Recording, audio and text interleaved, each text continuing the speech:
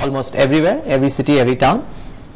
You have these screens where you go and see the movies. So let's get in the man who's also running the company and taking the company to a newer area of work as well, studios. Anil Arjun, CEO of the company, joins us right now to speak about that and a lot more. Anil, hi. Great. Thanks so much for joining in. Great to have you. Thank you. Firstly, Happy New Year from all of us at ET Now.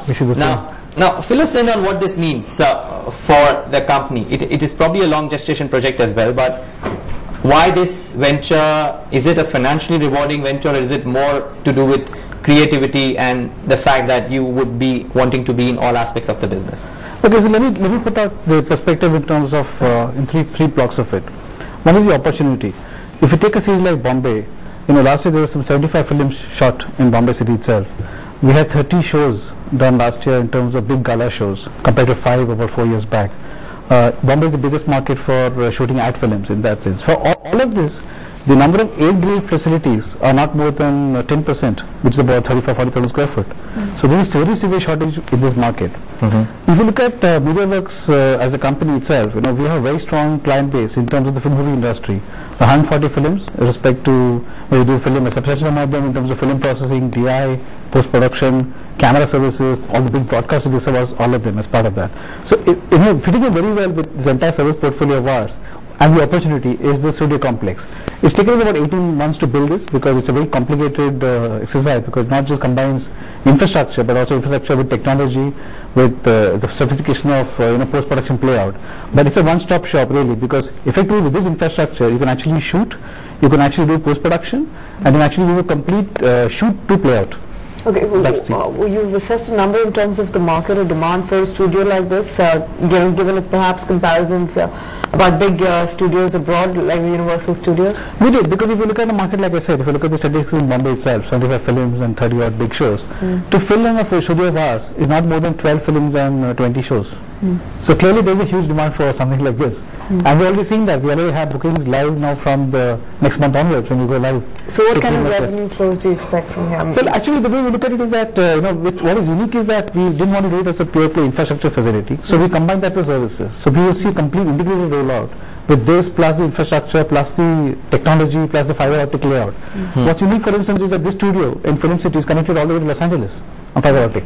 Okay. So it gives a benefit even to international productions to actually shoot here, and in 4 hours time, zip it to US and see it live there in terms of the actual raw shoot.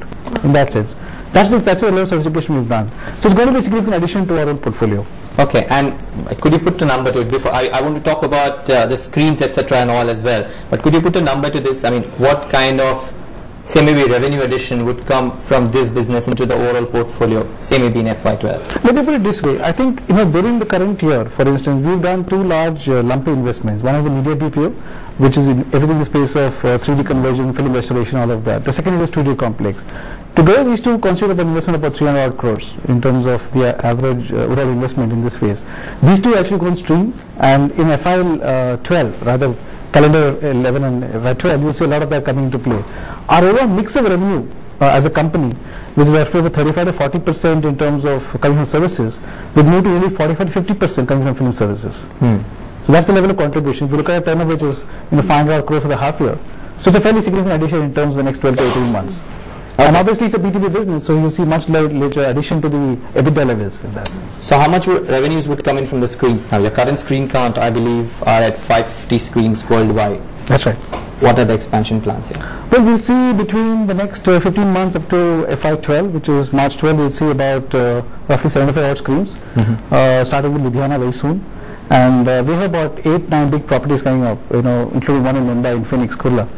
And so we have Ludhiana, we have Dehradun, we have properties in Chandigarh and also in Coimbatore, big ones in that sense. So we'll see the 75 screens coming up the next 15 months or so. What kind of revenue estimate do you have overall for the business because of these new screens?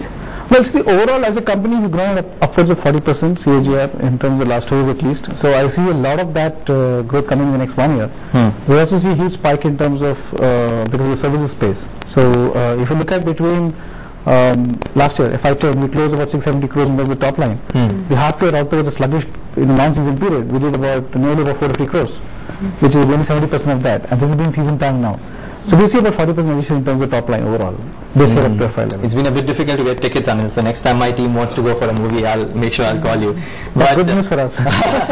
Okay, the other bit, Anil, is that I believe you would now, in addition to the expansion plans that you spoke about, you have now what, 50% stake in a 95 screen movie company? So that takes your screen count higher? I mean, reports suggest that you've backed what, 32% in the open offer? Well, we haven't actually disclosed the number yet. I think over the next couple of days, I'm consulting with the merchant bankers, lawyers, we'll make the formal disclosure. Oh, okay. So until then, we don't want to make any comments on fame. Okay, so fair call. Let me just put it this way. Let's work with an assumption that you've got close to 32% in fame, right? Yeah. So which means there are two things that will happen. One is that your stake would be around 47%, right? What would you do? Would you just ask for a plain and simple board seat, because that you're entitled to by virtue of having over 26% stake? Or would you have long-term, medium-term plans to probably even approach Inox for buying out their stake? Well, let me put it this way. One, the stake number is a hypothetical situation because we don't know the numbers. Okay? Right. And at this point in time, like I said, wait for a couple of days. Surely this week we'll announce something in terms of the actual stake. That's one. Second is in terms of the overall strategy. At this moment, we don't wish to make any comments. So we will do that later. Yeah, but with an assumption that you're about 26% at least, would you be asking for a board seat at least? I mean, I'm sure you'll get 11%, 12% in the... Why don't we wait for it this week? Do we expect to hear something this week itself? That's right. Okay. That's okay. close. One last question. So we'll talk about that later on. But if given an opportunity, since you've made a price which is anyways higher than what Inox was willing to pay for fame, if you indeed were to go ahead and buy, I just want to understand the dynamics of the screen business right now. Would you be willing to pay a price which would be higher than the current market price for Inox stake should you want to buy it, or would you rather want the greenfield strategy of building? No, I'll tell you, that's a very valid question. See, if you look at the overall business, the industry by itself is about 1,100 screens, all put together, the big players, everybody, and all the new players put together. I think the overall size is about 2,500 screens in terms of opportunity in that sense, but that's not immediate. That's over the next 4 to 5 years. So over the next 4 to 5 years, we clearly have a strategy in terms of what screens are rolling on. Like I mentioned, 105 screens. Over the next, until 2014, we have screens rolled out, ready to launch in that sense. It's a function of developments happening, all the project going on stream as part of that.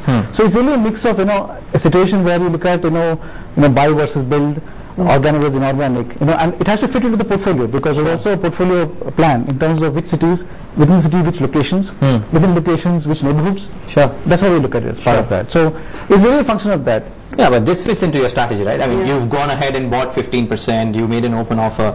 So would you be willing to pay a higher price? It's a function of the price. Right. So I think I will come to at that point of time. Okay. Okay, Anand, not a problem. Just one last question then. Just a financial update. I mean, just for the sake of an update. How much of FCCBs are outstanding on Fame's book, and post-conversion, how much of stake gets diluted? Have you done the math? No, we haven't done that. I wouldn't be aware of that. Fair call. Not a problem. Yeah. Thanks, Anil. Thanks so much, and all the best with the studio business. I'm sure it's exciting. I'm sure it's an exciting venture for you guys sitting at the helm of the company as well. Yes, it is. Thank you. Thanks so much for joining in. That's Reliance Mediworks. Maybe some announcements with regards to Fame.